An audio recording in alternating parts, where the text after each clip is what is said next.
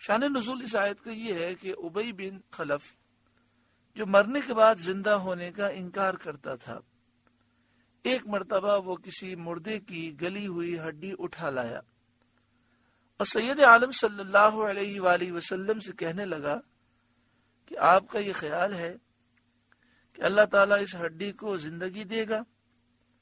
اس پر یہ آیت کریمہ نازل ہوئی اور نہایت نفیس جواب دیا گیا کہ ہڈی تو کچھ نہ کچھ عضوی شکل رکھتی بھی ہے، یعنی ہڈی کو دیکھیں تو کچھ نہ کچھ اس کی شکل ہے، وہ ایک عضو ہے۔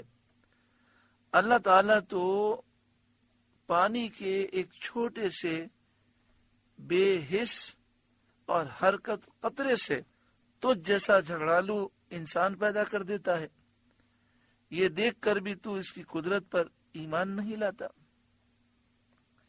پھر یہاں پر جہاں انسان کی پیدائش کا ذکر ہے وہاں جھگڑے کا بھی ذکر ہے۔ اس میں تنبیہ یہ ہے کہ یہ کافر اللہ کے بارے میں جھگڑتے ہیں، خیال نہیں کرتے کہ پانی کی ایک بوند سے اللہ نے پیدا کیا، جس رب نے پیدا کیا اسی کی عظمت کے بارے میں وہ جھگڑا کرتے ہیں اور اس کی عظمت کا انکار کرتے ہیں۔ وَالْأَنْعَامَ خَلَقَهَا، اور اللہ نے چوپائے پیدا کیے، لَكُمْ فِيهَا دِفْءٌ وَمَنَافِعُ، ان میں تمہارے لیے گرم لباس اور فائدے ہیں کہ ان جانوروں کی نسل سے دولت بڑھاتے ہو، تم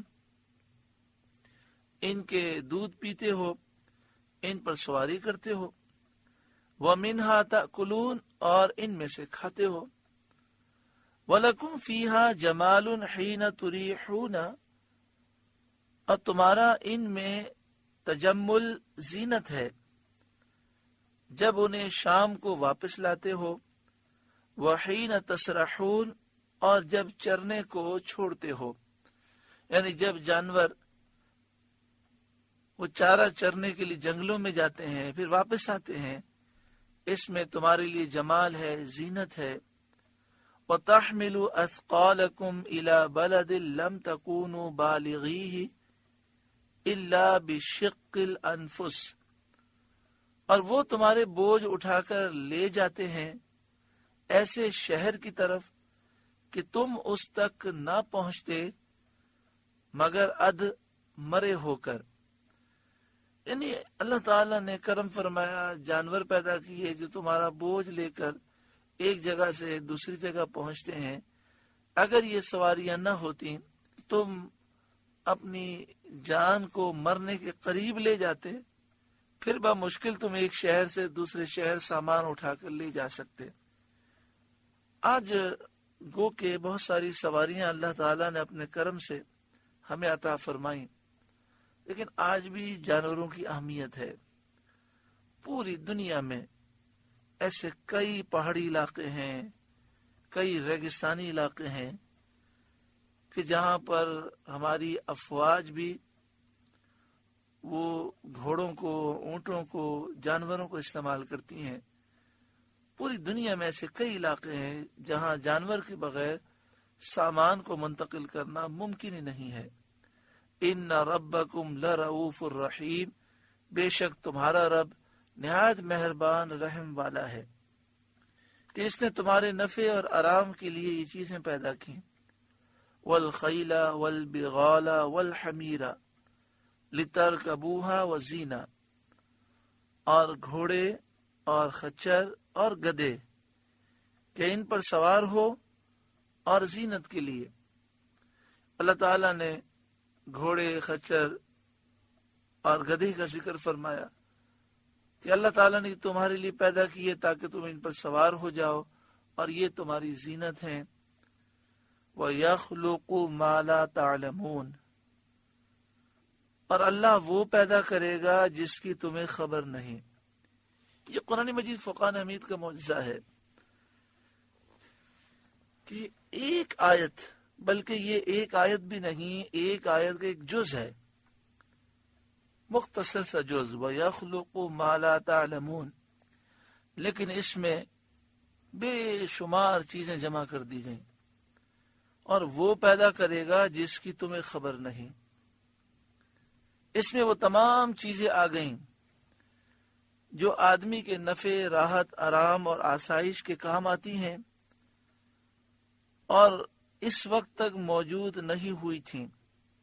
جب یہ قرآن پاک کی آیت نازل ہوئی اس وقت یہ چیزیں موجود نہ تھیں، وہ ساری چیزیں آ گئیں۔ اللہ وہ پیدا کرے گا جس کی تمہیں خبر نہیں۔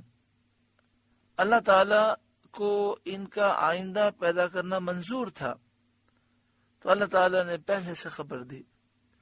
جیسے بحری جہاز، پہلے زمانے میں کشتیاں تھیں اور وہ کشتیاں چابک سے چلتی تھیں، وہ کشتیاں مشینوں سے نہیں چلتی تھیں، تو دخانی جہاز، ریلیں، کاریں، ہوائی جہاز، بجلی کی قوت سے کام کرنے والے آلات، دخانی اور برقی مشینیں، خبر رسانی اور آواز پہنچانے کے سامان، اور اللہ جانے اس کے علاوہ اس کو کیا کیا پیدا کرنا منظور ہے۔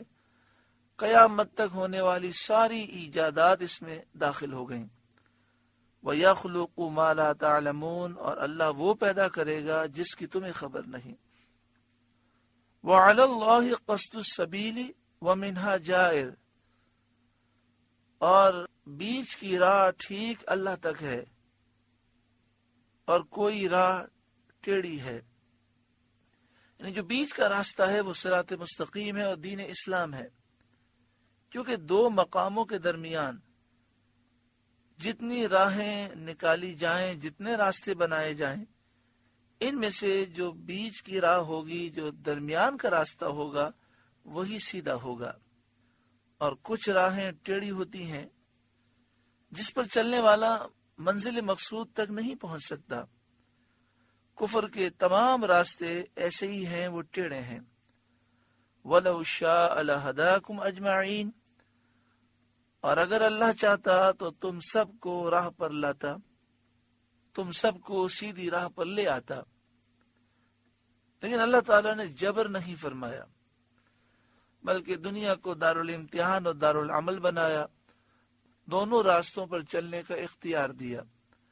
جو سیدھے راستے پر چلے اسے بھی اختیار ہے، اور جو گمراہ ہونا چاہے اسے بھی اختیار ہے۔ یہ دارالامتحان ہے، اور جو گمراہی کے راستے پر چلے گا اسے کل بروز قیامت عذاب دیا جائے گا۔ اللہم ارنا الحق حقا و ارنا الباطل باطلا، اے اللہ ہمیں حق کی سمجھ عطا فرما، باطل کی سمجھ عطا فرما، حق کی راہ پر چلنے کی توفیق عطا فرما۔ اللہم ارنا حقائق الاشیاء کما ہی، اے اللہ ہمیں چیزوں کی حقیقتیں سمجھنے کی توفیق عطا فرما۔ سورہ نحل کا پہلا رکوع مکمل ہوا۔ اللہ رب العالمین اس رکوع کے نور سے ہمارے قلوب کو روشن منور فرمائے۔